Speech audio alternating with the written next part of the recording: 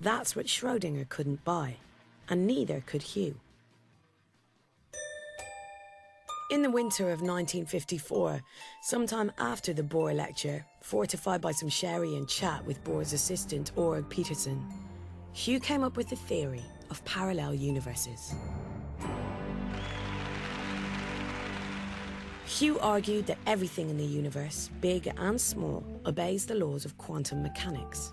And instead of the observer, Hugh introduced the notion of splitting. Splitting occurs every time a quantum event happens, and this is how parallel universes are created. How does my father's theory solve the two different outcomes of the cat experiment? It says that both outcomes actually happen. The paradox of Schrödinger's cat had been that the one cat was both dead and alive at the same time. Hugh solved the problem with parallel universes. Two cats existing in separate worlds, one cat dead, the other alive. Hugh's theory was visionary and backed up by some serious maths. He was only 24 years old.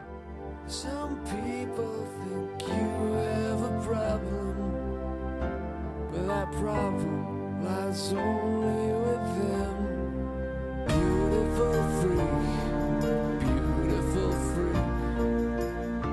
In my personal opinion, your dad's theory is one of the most important discoveries of all time in science. I just can't emphasize enough how important I think it is. And so I would put it right up there with Einstein's relativity theory, and Newton's theory of gravity, and so on. And I think 50 years from now, he's going to be even more famous than he is now, when more experiments have confirmed that this seems to be the way the world works. I'm starting to understand a lot more now. Just need to come out here into the nice Princeton air and shake my head a little and let it all settle. Talk to the squirrels. So if one of the squirrels gets the decayed poison and the other squirrel gets the non-decayed poison, oh shit, now there's 3 of them. Now I'm really confused. Here we go. Walk myself down Sycamore Street. The sun beats down, no shoes on my feet. Don't use it. Daisy through concrete. Daisy through concrete. So this is the archives of Princeton University itself, over 250 years of the institution's documents are here.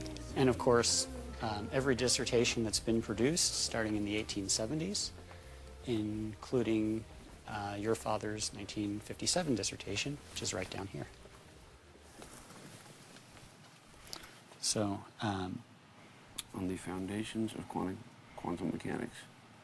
I haven't heard that title before. Recommended for acceptance by the Department of Physics, March 1957. mm-hmm. So this is the opening of the theory. And the crazy thing is I actually understand it. Quantum mechanics is reformulated in a way which eliminates its present dependence on the special treatment of observations of a system by an external observer. This is getting weird because I know what that means now. What's happening to me? What Hugh had done was reconfigure the whole framework of quantum mechanics by taking out the need for an observer that Bohr had so relied on. With the hubris of youth, Hugh hoped that Bohr would recognise his parallel universe theory as a breakthrough, a validation of his genius.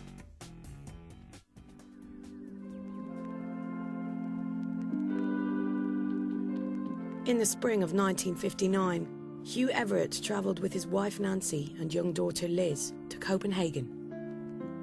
Hugh's mentor, John Wheeler, had arranged a meeting between his student and Bohr. Wheeler was worried and had already made Hugh shorten his research paper and tone his language down so as not to antagonise the Grand Master. Even so, the stage was set for a showdown. This is just a picture of the view from across the street of the Bohr Institute, as it was when your father was there talking with Bohr. Oh, so that's where it happened. That's where it happened, yeah. This is Your a picture father of the took? two of us, which we believe your father took. Oh, yeah? Yeah, That's a nice shot. yeah. Yeah. Mark is seeing Hugh's old college pal, Charlie Misner, again. They last met at the grad college reunion. Charlie and his wife, Susanna, were also in Copenhagen in 1959. Charlie was witness at the make-or-break meeting with Bohr. We should have Danish, though. We're talking about Are they real Denmark, we Danish should though have- here? What happened when my father presented his theory to Bohr? Well, Bohr was deeply involved for decades with a view of quantum mechanics that he had developed and was essentially totally accepted throughout the world of thousands of physicists doing it every day. And to expect that on the basis of a 1-hour talk by a kid, he was going to totally change his viewpoint would be unrealistic. I doubt that there was any striking meeting of minds there. They just listened to each other. Do you think some of it had to do with their egos, maybe, like, on both sides? Yeah, each of them was sure that they had gone over all this in their own minds, and they knew exactly what was the right way to think about it, and it was very hard to find a way to arrange a meeting of the minds. So ended one of the great scientific debates of the 20th century. Bohr's interpretation of quantum mechanics remained triumphant, and young Everett's new idea was to be ignored. It must have been incredibly frustrating Yeah. to feel like he'd come up with something so but kind of groundbreaking and then just kind of have it brushed under the rug. Right. Oh, yeah. Oh. It's very sad, yeah. He was always joking when we were around, but I sensed the joking was like the clown jokes. There's The tears of a clown? Yeah. That's certainly possible. Yeah, I mean, Okay. he To needed. me, it sort of made sense why he was this kind of isolated presence in the house all those years, just sitting there and not really saying much. I see. Oh, is Okay. that right? But I sensed that he was not really happy. Yeah, I think he was definitely depressed. Yeah. His mother was somewhat bipolar, wasn't she? Yeah, she spent time in mental hospitals. Yeah. And, Uh-huh. Okay. And what about your sister? and my sister, yeah. Was she having also depressions? Yeah, severe. So I think Yeah, I could so you're sense no doubt right. that Yeah. Hugh was. There was a little strain of crazy in the family. Well, we have it in our family. My sister committed suicide, and Liz also took her own life. Yeah. You know, when Liz committed suicide, in her suicide note, she wrote that she was going off to meet our father in a parallel universe. She was a very intelligent girl, Yeah. so it was very sad.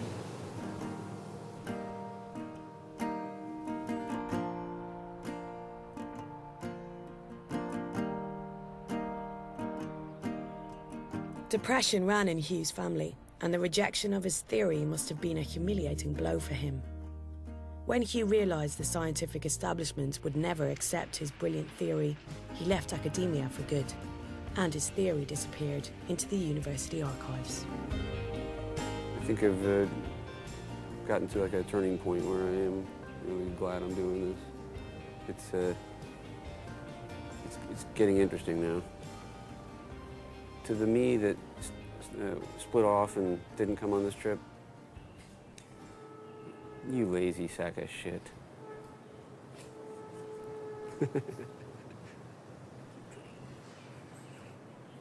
Because, I mean, I really feel sort of propelled by the sadness of the tragedy of my father not getting the recognition he deserved because he was just too far ahead of his time, maybe too smart too soon. You know, being too smart too soon, he didn't really get a chance to pursue more, I think, because he just felt like, well, what's the fucking point if no one's going to listen to me? You know? I'm getting more comfortable with who my father is. The more I'm learning about him and the more I feel like I'm getting to know him, the more I like him. You know? I know he seems like a good guy to me overall. He had his problems, obviously. Tried pretty hard and in his own weird way. He's already done more than I've done in terms of being a father.